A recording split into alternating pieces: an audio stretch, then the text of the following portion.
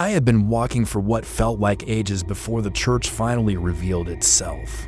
I was deep in the Tinker Creek Valley, tucked inside the Blue Ridge Mountains near the Virginia-West Virginia line. I'd hiked around the region plenty of times, but the moment I learned about Isaiah's church, I knew I'd have to return. Maybe you already know me. I run a popular social media page where I photograph abandoned places.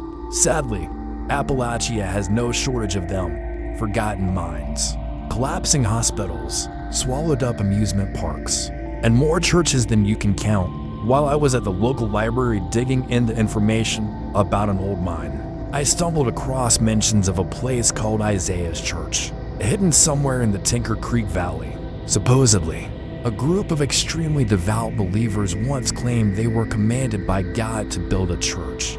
There in the early 1900s, they didn't create a full community, didn't construct homes or farms, just the church. A preacher named Isaiah Porter guided them and oversaw its construction. As time passed, the church shifted from something verifiable to something whispered about. I found a 1908 article describing a group called Isaiah's Children, following what they believed was a sign from heaven to erect the church. Another article quoted a politician who claimed he worshiped there. A different one mentioned a funeral held on the grounds. Most of the later references, though, were simply stories about forgotten history and local legends. It felt perfect for my page, so I left before dawn one cold September morning. I wasn't sure how long it would take to track the place down. The only description I had was that it sat in the lowest point of the valley where Tinker Creek met Appleton Ridge. The problem was, the two locations never actually touched on any modern map. So I went to the closest point where Tinker Creek approached the ridge, hoping there might be some dry tributary or geological clue. Sure enough, I found a long sunken groove in the ground that clearly used to be a branch of the creek. Time had dried it up and modern mapping had erased it, but nature hadn't forgotten. I followed the indentation. Though I kept losing the trail, the vegetation was so dense it was nearly impossible to track. Hours passed. The sun climbed overhead, terrible lighting for photos, and I was dizzy from trying to trace a creek that no longer existed. Then I saw it. A steeple poked through the trees like a periscope, and a strange, uneasy thought crossed my mind.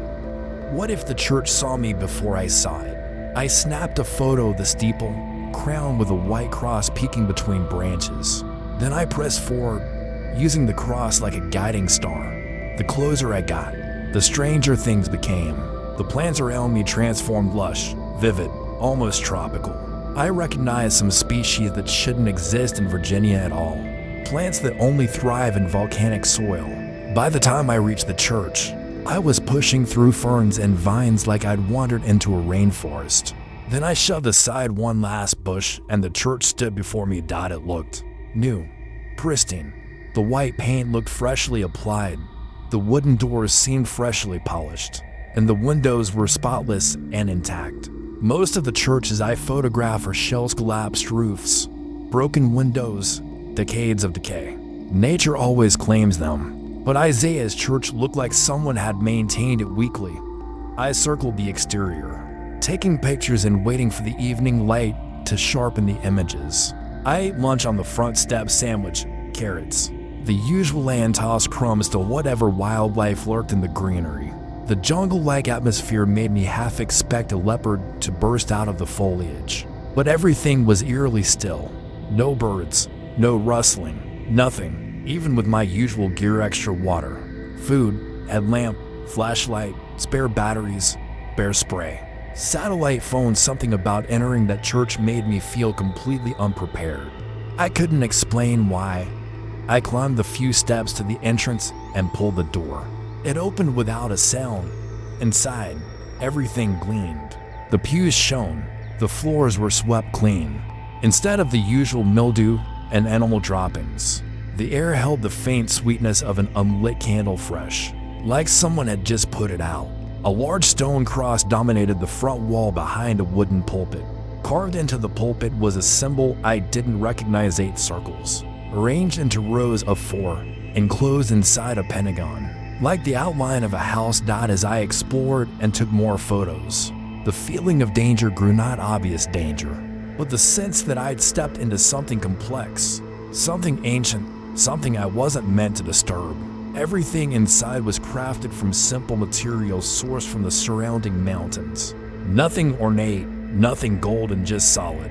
Humble construction meant for everyday people. At least that's what I thought. Until I saw the X. It was carved from stone like the cross at the front, but rougher, hastier. It looked like a cross rotated 45 degrees. And even though I never alter anything and abandon locations, never move items, never touch artifacts, something about that X pulled at me. I felt a physical tug, a pressure behind my eyes, under my jaw, almost like invisible fingers urging me forward. I leaned in, reached out, and turned the X upright. The floor split open. A deafening grind shook the building. Wooden beams groaned as a hidden door in the floor opened right in front of the pulpit. Drawn by the same strange pull I'd felt at the X, I approached the opening. A staircase dropped into darkness, but not complete darkness. A faint, shifting glow like distant Christmas lights colored the space below. Fear burned in my chest, but my mind felt unnervingly calm. I took a photo, then descended. With every step, the colored light intensified until I reached the bottom. The chamber was fully illuminated. What I'm about to describe sounds impossible, but I swear it's true. I need someone to believe me so no one repeats my mistake.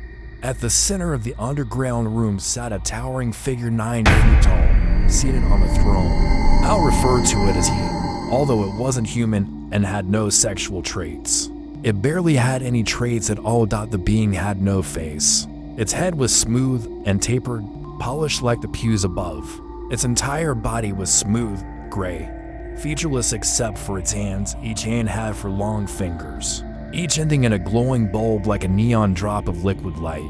Every fingertip radiated a different vibrant color, 7 colors of the rainbow, plus one more I can't describe. It wasn't a color we have.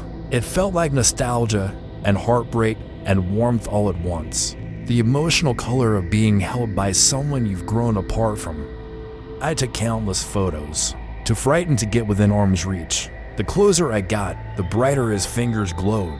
The chamber walls were covered in carvings like cave paintings or a religious mural telling a story, and it was a story. It began with an image of a quiet valley and what looked like a falling star. The next carving showed it wasn't a star at all, but an object crashing into the valley. The impact cracked it open, releasing bright colors and streams of red that ignited the land. A faceless, glowing-handed figure, the same being in the throne, stood emerging from the split meteor.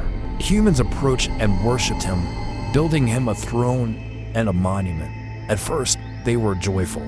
Then they grew sorrowful, then violent. The carvings showed them murdering one another, falling apart, their features dissolving, ears dropping off, noses collapsing, eyes and mouths sealing shut. One survivor fled on a moonless night and told their story to a man with long black hair and burning eyes. That man assembled a group. Wearing helmets or masks, they entered the valley, fought the god, toppled his monument, trapped him in a mineral prison, buried him, and constructed a church on top of him. The last carving was a written warning: leave this place. Tell no one. This god is imprisoned here by these carvings. Do not listen to him. His truths are too terrible to bear. Leave this place. Tell no one. I photographed the message. At that moment, I noticed the carvings seemed to move, floating, shifting, but they weren't moving at all. The lights were. The god was reaching toward me, stretching his radiant fingers. His joints cracked like he hadn't moved in ages. He stood. His pointed head nearly scraped the ceiling. His glowing fingers extended backward toward me like eyes staring into mine. The symbol on the pulpit made sense now: 8 circles enclosed in a house. His 8 glowing fingertips inside the church. The same force that pulled me toward the X now pulled me toward him. He communicated not in words, but in sensations. He implanted memories directly into my mind. He asked if I wanted to know the truth of existence, the origin of creation, the source of everything. I hesitated, terrified. The warning carved into the wall echoed in my mind. But curiosity can be as dangerous as weakness. I said yes, and he showed me my head flooded with impossible visions, boiling blood like sludge, monstrous mouths dripping rot, eyes like dying stars, the universe expanding with violent hunger, creation born from greed, rage, and insatiable appetite. There was nothing beautiful in it, only horror. I don't know how long I was trapped in his visions before Isaiah's children rescued me. One moment I was drowning in cosmic nightmares. The next I was being dragged up the steps by robed figures wearing welder-style masks. They slammed the floor door shut and questioned me, my name, the year, the planet.